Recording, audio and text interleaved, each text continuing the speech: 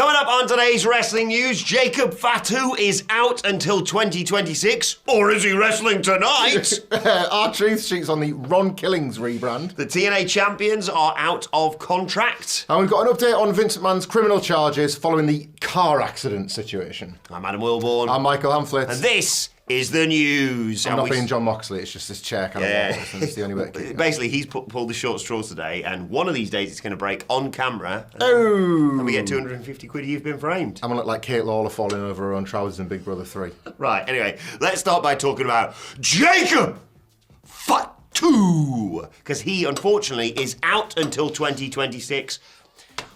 Or wrestling Drew McIntyre on SmackDown tonight. So, I'll start with the injury stuff, or I should say non-wrestling related injury, because as reported by Body Slam, his return, because he's been away for a bit, has taken an unexpected twist, as he is allegedly out of action for several months, into next year basically, with a non-wrestling related injury.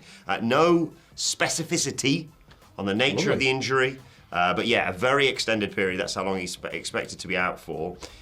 However, in the immediate aftermath of this, Drew McIntyre, because obviously he's been recently feuding with Jacob Fatu. They fought a couple of weeks back. Then I think Drew attacked him backstage on SmackDown last week. He went on social media to say this.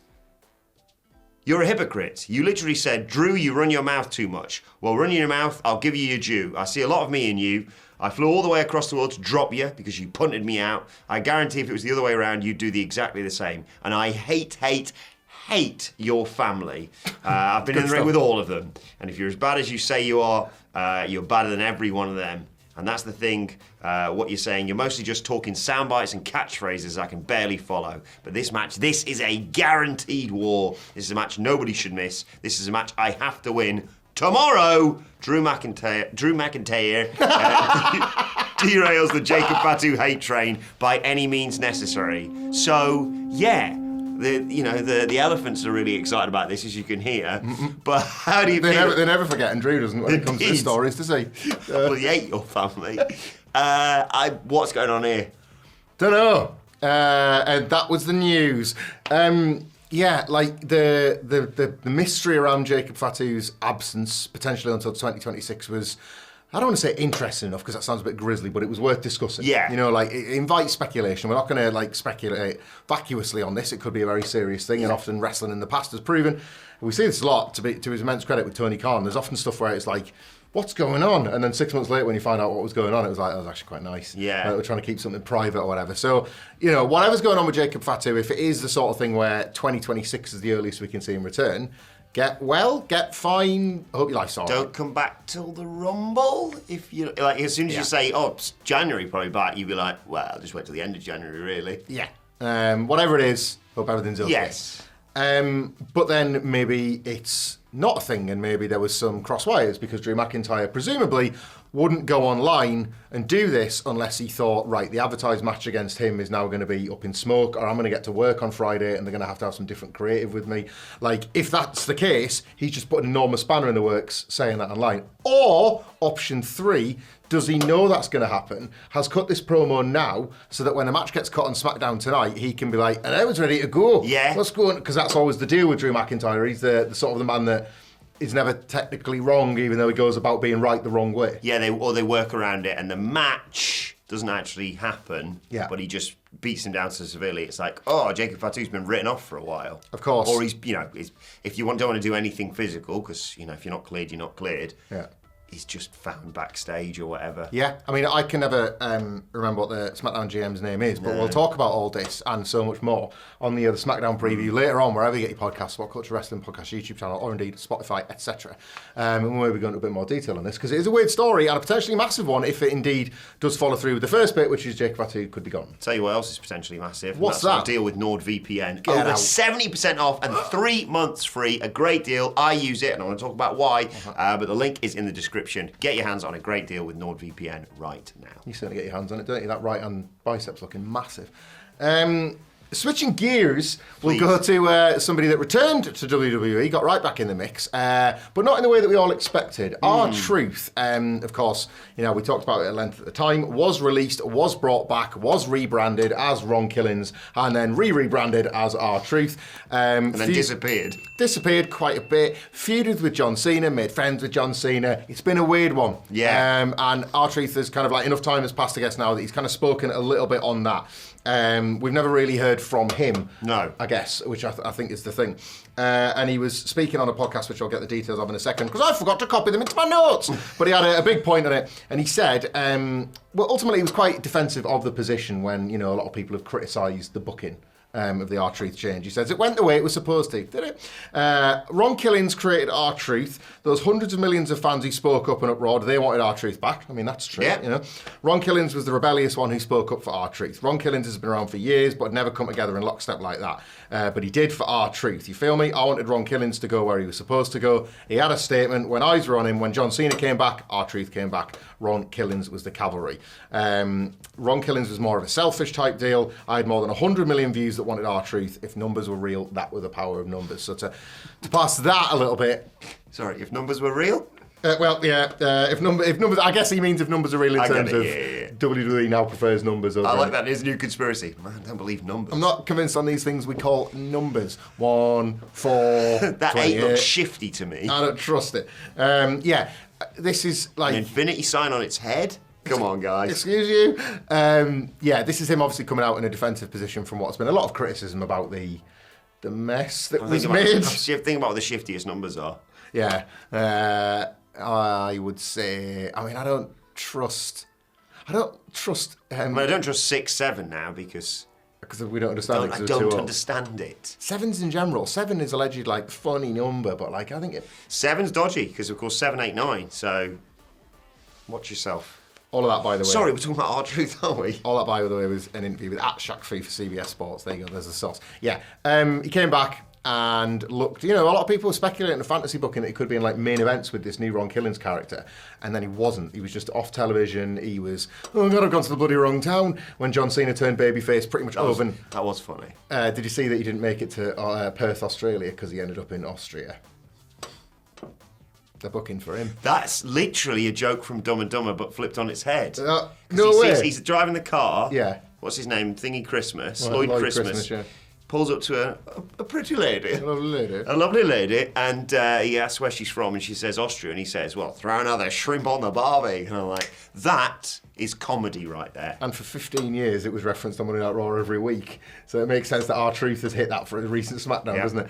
Yeah, he's defending it, I guess. Wrestlers do this, performers do this. You've got to rationalise the character's decisions in your mind a little bit. And I guess what his thought is that how I will rationalise this strange period where I pivoted to Ron Killings is that he was desperate for R-Truth to burst back out. And it was almost like that kind of, my work here is done. Yes. You didn't do anything.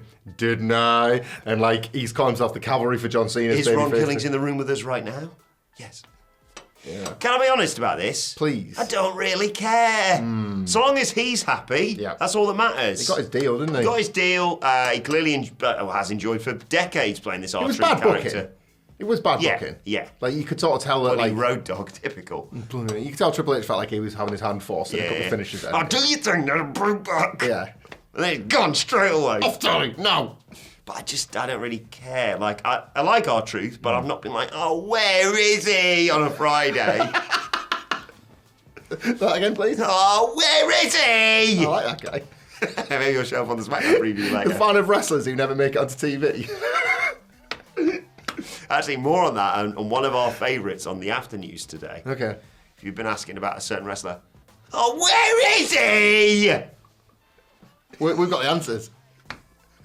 If you're that, and I'm sure, and I know I am. You know, sometimes when a match happens and like there's someone's theme starts, and then like they don't come out because they've been attacked backstage. You know what that bloke says? What's that? Oh, where is he? After News, we'll tell you. It's Andy's birthday today. Please don't tell him. Happy birthday, Maury. Don't grass us up. Happy birthday. They're gonna. Yeah, they always do. Yeah, have a great day, mate.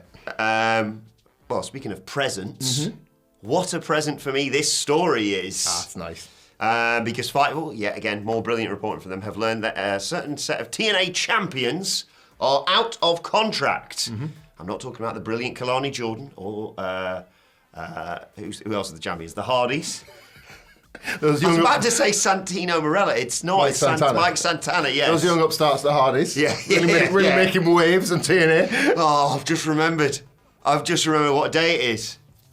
It's Star Ratings Day for Bound for Glory. Oh, God.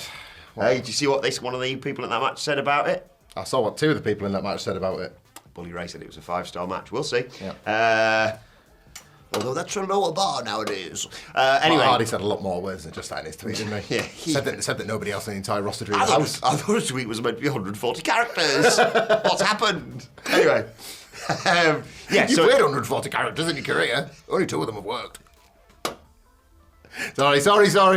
Oh, yeah. It's not Kalani Jordan. It's not Santino Marella or Mike Santana. No. Or the Hardys. It's the greatest female tag teams ever, in my opinion. And that is the former Iconics, the Inspiration, Cassie Lee and Jessie McKay. Their contracts have expired. Yeah, what? Who? What? Like, what? They're TNA Tag Team Champions? Yes. What are we doing? Yeah, and unsurprisingly, as Spike will say, quite a lot of people are surprised by that, as Michael points out, because, they're your champions. You've just belted them up. Yeah.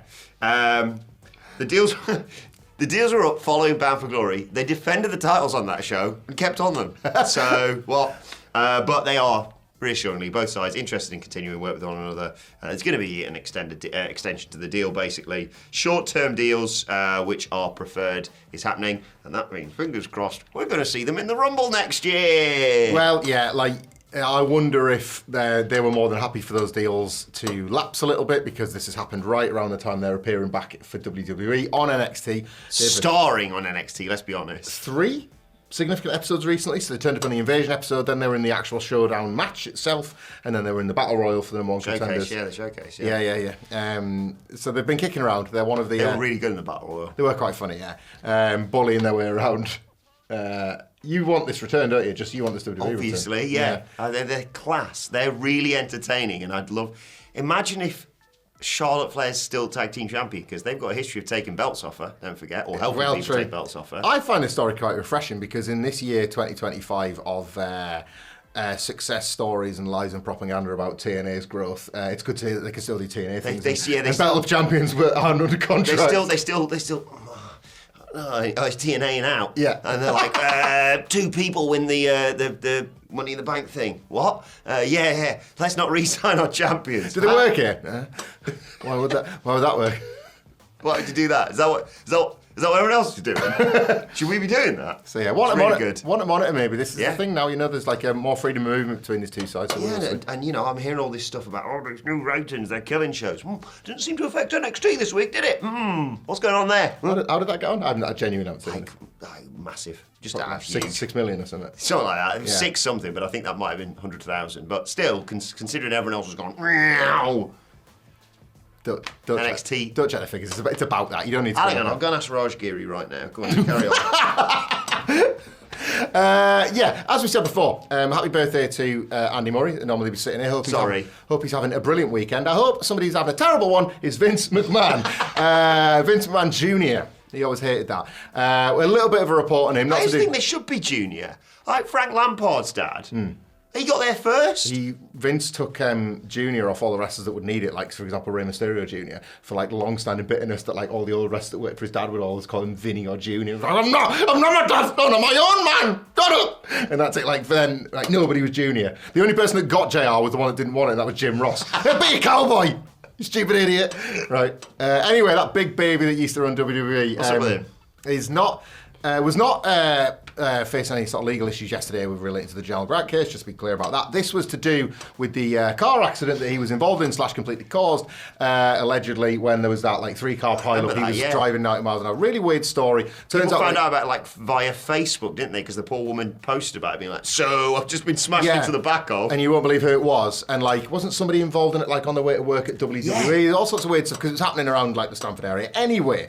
At Marissa Alter is a name that you haven't heard before because she's a proper journalist.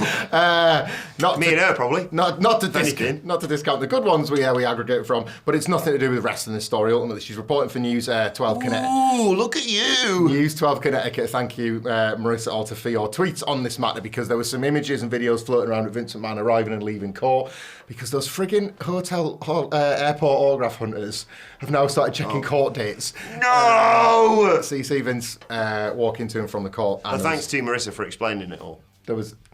All right, that's good business. That's why she's journalism and we're wrestling. Yeah, come on. Yeah. She couldn't do this. He was. We can do that. She can do this. He was at. I've lost my train of thought completely now because I'm trying to think of like, hey Sham, it's like Sam climbing up the window with a ladder. Couldn't do that anymore. Yeah, he was arriving at court. It was the reckless driving charges. It was a 3-car crash. The prosecutors had alleged he was swerving in and out and going 90 miles an hour. The judge granted McMahon's request for accelerated, this is word for word, so I'm not getting any sort of incorrect or missing the details, accelerated rehabilitation, a pre-trial probation program that will see his criminal charges dismissed in a year, providing there are no probation violations during that time. So no more swerving across 3 lanes at 90 miles an hour. Well, good luck with that. Yeah. I was going to say, is this the easiest case ever for prosecution? Yeah. Like, there's multiple accounts online of like, yeah, we'd never get in the car with Vince because he'd be insane behind the wheel. He did it. In court, his attorney said that, it's fine, because Vince McMahon sent 2 apology notes through counsel to the people involved. Oh, thank goodness. Sorry. Guess that's that taken care of then. And then, we've both got that young children, and then said, this won't happen again. McMahon has also, this will really hit him where it hurts, McMahon has also agreed to make a $1,000 charitable donation. Where's he going to get that from? So yeah, don't know. He's gonna have to like reach down the back of one of his 3 million. Legal system is rubbish everywhere. Don't work, does it? So yeah. Anyway, don't speed, you bunch of idiots. No 90 mile an hour 3-lane speeding. But thanks for the fine, and it's like thanks for the apology notes and the $1,000 to a local charity. Bollocks. Yeah. That's what happened with that one anyway. And if you want to go online, obviously, and maybe some will flash up here. Thank you very much for the edit of Vince McMahon, if you're particularly keen, 2025. That looks weird. Yeah. Got an odd vibe around him, funnily enough. Yeah, no surprises there. Anyway, let us know your thoughts on everything we discussed in the comments section below. Don't forget to like, share, subscribe. And guess what? Double bubble. We'll be back later on today with more news. In the meantime, why not check out this video? I have no idea what it is, but I'm sure it's great.